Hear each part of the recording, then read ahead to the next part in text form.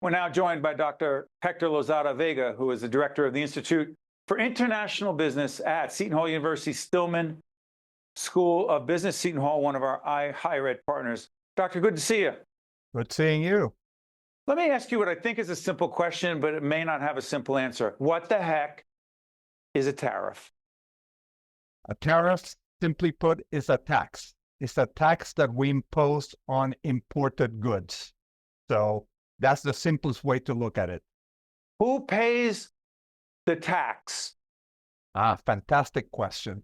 The tax is paid by whoever imports the product, and it usually is passed along on the price of the item to the consumer. So ultimately, you can say that the consumer pays the tax. Okay, President Trump has said for a long time, and he's not the only one, that Mexico, China, Canada, that the trade relationship is off, that the U.S. is getting screwed, and we need to address it. Quote, we need to hold them accountable for their promises of halting illegal immigration, stopping poisonous fentanyl and other drugs flowing into our country. So now trade is connected to these other issues. Is that the norm, Professor? Not even close. I think it's an interesting way of looking at trade policy to look at immigration policy and health policy. I don't think it's necessarily the most effective way to look at it, but I will give you a positive on the Trump side. He is using it as a negotiating tool, and as a negotiating tool, it may be opening up the door for negotiating. So what's wrong with that? Aspects. What about if the president says, I'm not real, if he doesn't say publicly, look, I'm not really going to do it to this degree, but I got to bring him to the table. I got to make them sweat, and I got to hold something over their heads. What's wrong with that? What's wrong is that Canada and Mexico are our friends, and we don't necessarily treat our friends that way. It's kind of like a hostile way to approach the subject. If you had a problem with fentanyl, for example, we could have set that aside and have a direct conversation with the Canadian government and the Mexican government on how to curb the flow of fentanyl into the United States and leave trade for another time. In 2017, the Trump administration renegotiated the NAFTA agreement, and it moved it into a positive area where all three countries were benefiting, and now we are basically reneging on that agreement on behalf of Professor, health. Doctor, Yes. Are you saying that the current trade policy in the United States with Canada, Mexico, and China was in fact negotiated through the previous Trump administration? Correct. Well, with China to an extent, because Biden actually followed through with some of the same Trump regulations. But with Canada and Mexico, that's a Trump policy. And Mexico, that was the original NAFTA agreement that was negotiated by Bush #1 and passed into law by President Clinton that needed to be reviewed, and it was finally reviewed by the Trump administration and made some significant corrections and concessions, and now we are basically reneging on that agreement. Doctor, are we in a trade war, A, and if we're in a trade war, what does that really mean and how does it end?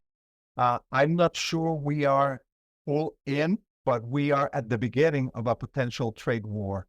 For New Jersey, I can tell you it will mean an estimated $5 billion in an effective increase in collection of monies from consumers. So that's $5 billion with a B as in boy.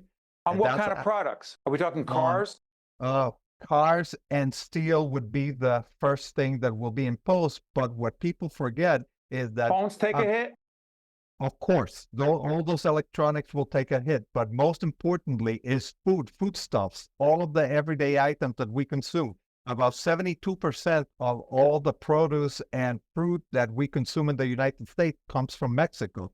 All that is going to be taxed, and that increases anywhere from 2% to 4.5%. Respectfully, Professor, the president has said that there'll be a minor disturbance for long-term gain. He's playing a long game, he said.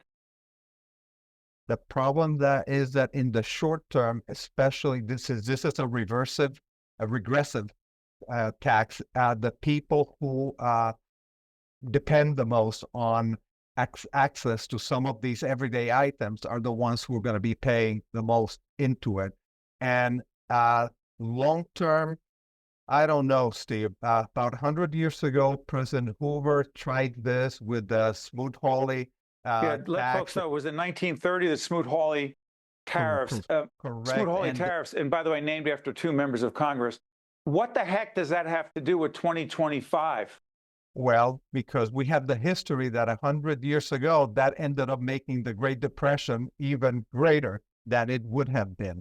So it engaged the nations of the world into a trade war, just before they all participated in World War II.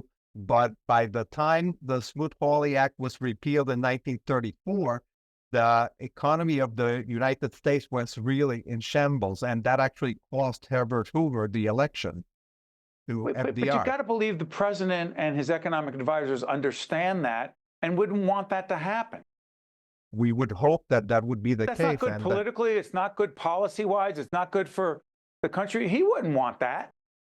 Let's assume that that is true. Then I hopefully believe that that will not be true and that we're never going to get there because, again, history has a tendency to repeat itself when we repeat the same patterns. And I don't think it would be good for anyone. I don't think it would be good for President Trump either. What do you think the odds are? Not that you're a political prognosticator, won't have you on for that. You understand economics and international affairs better than most. To what extent do you believe that if prices can go up and people feel it, that the president is likely to say, I'm going to back down on this?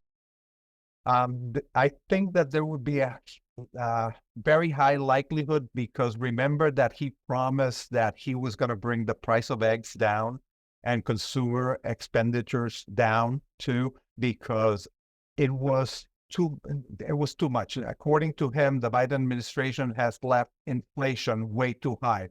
We are right now at the same levels where the Biden administration was or left it. So people are speaking up, and people who go to the grocery stores and cannot find eggs, for example, are starting to speak up. When the price of fruit and vegetables start going up, then that causes a lot of disturbance. And I think President Trump is a political animal, and he will realize that, and he may change the course accordingly.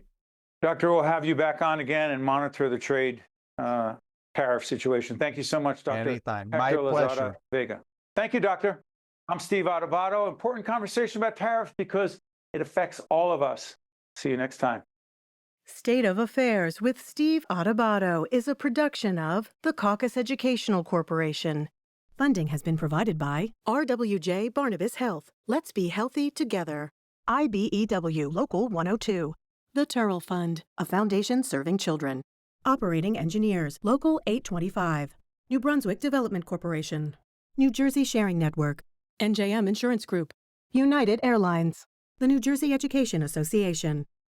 And by these public-spirited organizations, individuals, and associations committed to informing New Jersey citizens about the important issues facing the Garden State. Promotional support provided by ROINJ and by the New Jersey Business and Industry Association.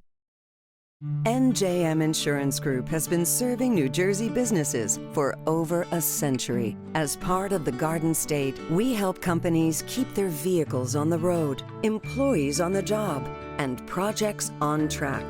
Working to protect employees from illness and injury, to keep goods and services moving across the state. We're proud to be part of New Jersey.